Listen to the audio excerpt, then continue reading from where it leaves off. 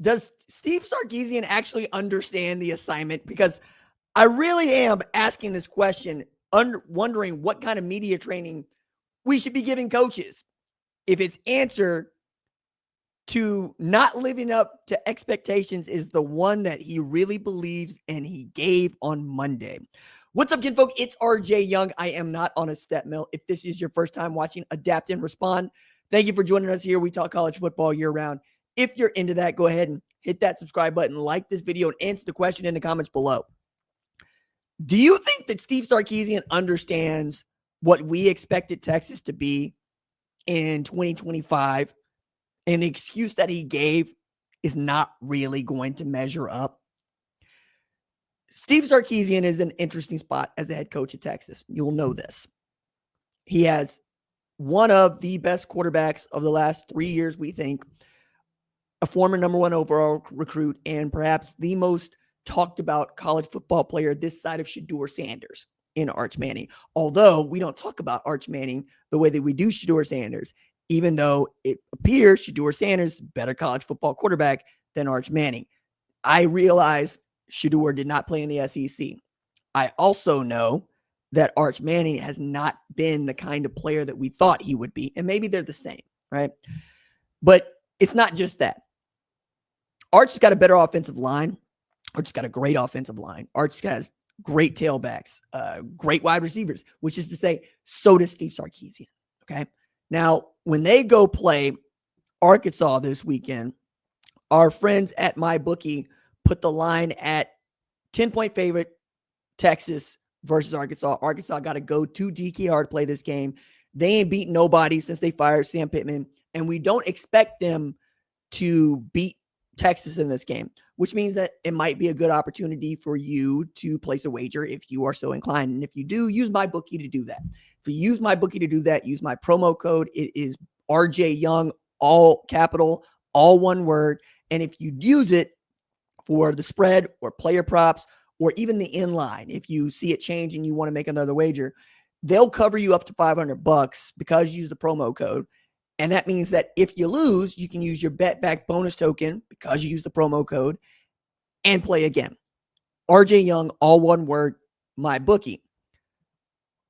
But I don't think that a win, I don't think win number 8 is going to do it for the Texas faithful and the folks that I understand and expect Texas to be great, because it's the preseason number 1 team in the country. Okay. So Steve Sarkisian was asked this by a reporter at a presser on Monday.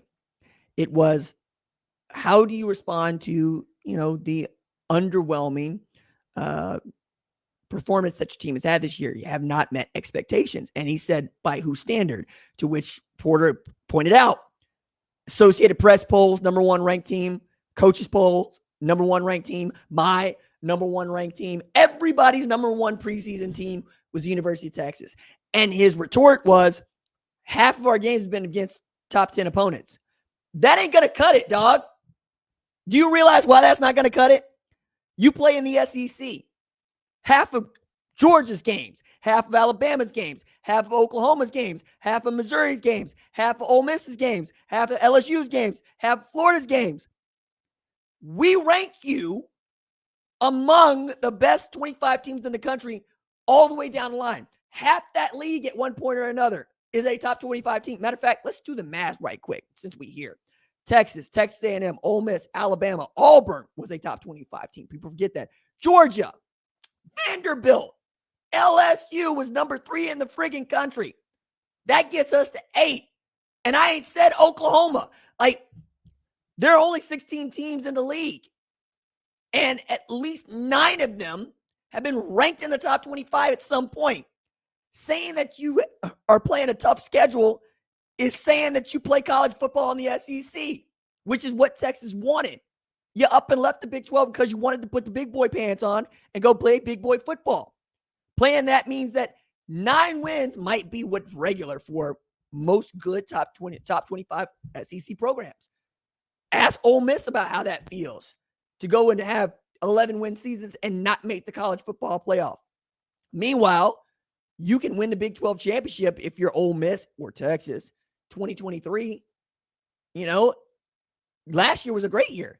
You make the SEC championship game in large part because, well, you were able to beat Oklahoma, among others, but you still can't beat Georgia. And that's really where I think a lot of this conversation should be. Less about not meeting expectations, because that for me is a talking point that we needed to put to rest after they took the loss to Florida. But they still had a chance to make the college football playoff. Now they're not even going to make the college football playoff, which now if you're a Texas fan, you expect to rent a room there.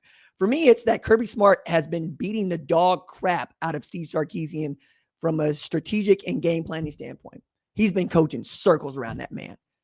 For whatever reason, Kirby Smart has Steve Sarkisian nailed to the wall. None other than, we're going to be more physical than you.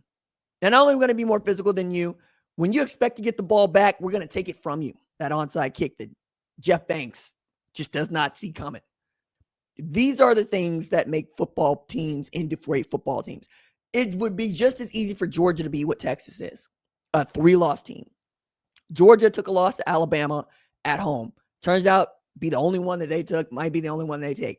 They'll walk in the college football playoff as an 11-1 team if they just keep it together the rest of the way. And there's no reason to believe they shouldn't as they play Charlotte and Georgia Tech.